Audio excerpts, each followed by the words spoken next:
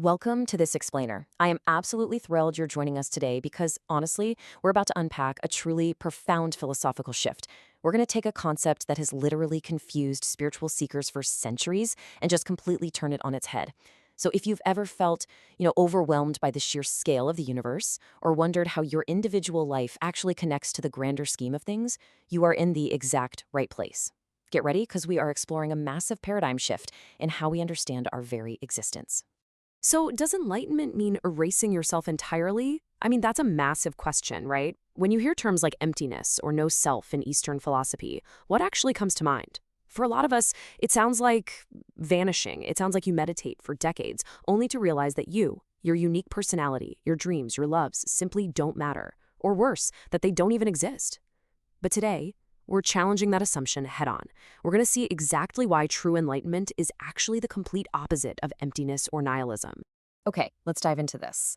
The source material for our explainer today is Ryuho Okawa's groundbreaking book, The Laws of Great Enlightenment. And we're going to zero in specifically on Chapter 4.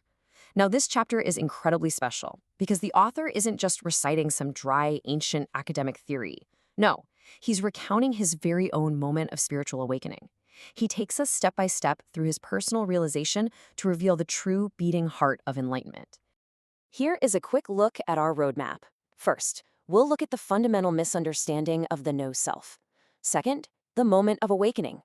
Third, discovering the great self. Fourth, the oneness of self and others. And finally, the universal life energy. All right, Section 1, Misunderstanding the No Self. Let's start right at the beginning with the intellectual friction that trips so many people up. In Buddhist philosophy, there's this core concept known as muga, which translates to no self. But here is the common trap. People end up viewing no self as pure nihilism, self-denial, or just outright meaninglessness. It is tragically misunderstood. People hear no self and they immediately think it means denying their own existence, acting as some kind of martyr, or believing life is just a void of nothingness. Honestly, if you interpret that way, enlightenment sounds incredibly depressing. But the source text argues that this interpretation completely misses the mark. It's a fundamental misread of what was actually being taught. Moving on to Section 2, the moment of awakening. This really brings us to the turning point of our explainer. Now, what's really interesting here is how Ryuho Okawa reflects on his own spiritual awakening to clarify this whole misunderstanding of muga. Like I said, he isn't giving us a textbook definition. He is describing the direct, profound experience of actually touching the universe's absolute truths. And through this incredible spiritual realization, he discovered that true awakening isn't about fading into nothingness at all. It's actually a highly active, living cosmic reality. So what is the actual definition then? Well, muga, or no self, is the act of releasing attachment to the small self, so you can awaken to a great self that is directly connected to the cosmic source, which is referred to here as the fundamental Buddha. Think of the small self as your everyday ego. Your daily worries, your selfish desires, your anxieties about how you look or what people think of you. Muga doesn't mean deleting your existence. It means deleting that tiny, restrictive ego so you can actually expand. It is a massive expansion of the self, stretching out to connect with the divine root of the whole universe. Which brings us to Section 3, Discovering the Great Self. Let's move into the solution phase of this paradigm shift. This beautifully illustrates the massive leap we're talking about. Instead of that common misunderstanding of nihilism, self-denial, and a dark, empty box, the true meaning reveals the great self, universal connection, and true cosmic oneness. It's an immense shift from a restrictive, almost punishing mindset to a ridiculously empowering worldview. You aren't becoming nothing. You're actually realizing that you are a part of everything. And this builds into a really active psychological progression. Step 1, you actively abandon the small self. You basically have to let go of the petty grievances and those little ego-driven desires. Step 2, once all that static is cleared away, you can connect with the cosmic source. You finally open yourself up to the universe. And then step 3, through that connection, you awaken to the great self. You realize your true identity is vastly larger and infinitely more capable than you ever even imagined. It's an amazing step-by-step journey of spiritual evolution.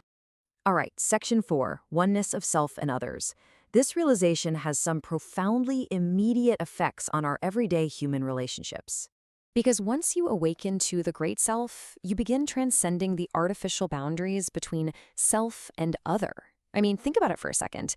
If we are all fundamentally connected to the exact same cosmic source, if we are all just different expressions of the same great self, how in the world can we remain separate from each other? That wall you built between me and you suddenly looks really thin, and eventually it just completely disappears. And because of that vanishing boundary, this abstract philosophy actually becomes a highly practical engine for how we live our lives. Realizing this self and other oneness is the absolute foundation of true altruism. If you and I share the exact same spiritual root, well, helping you is literally no different than helping myself, and hurting you is hurting myself. This realization naturally blossoms into a philosophy of universal love. You don't even have to force yourself to be kind anymore. Kindness just becomes the only logical way to interact with the world, because you literally see yourself in everyone. Bringing us to Section 5, the universal life energy. Now, let's zoom all the way out to the grandest scale of this philosophical framework. The author reveals a truly fascinating cosmology here. We have this world, right? The physical realm we walk around in every single day. And we have the spirit world, the invisible divine realm. The book posits that these are not two completely detached dimensions. Instead, they are both united and powered by the exact same flowing life energy. It's like this one continuous spiritual electricity that is constantly powering absolutely everything, both seen and unseen. So, the crucial point is, what is the purpose of spiritual practice or religion in the first place? According to this realization, the ultimate mission of religion is simply to guide humanity back into the flow of this universal spiritual energy.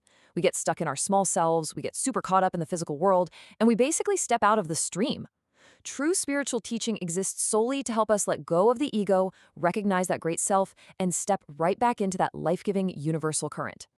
To summarize this incredible paradigm shift, let's look at this core thesis. The realization of the great self is the ultimate realization of oneness, altruism, and universal love. It all just connects so beautifully. You start by correcting a major misunderstanding about emptiness. You let go of the tiny ego. You connect to the cosmic source.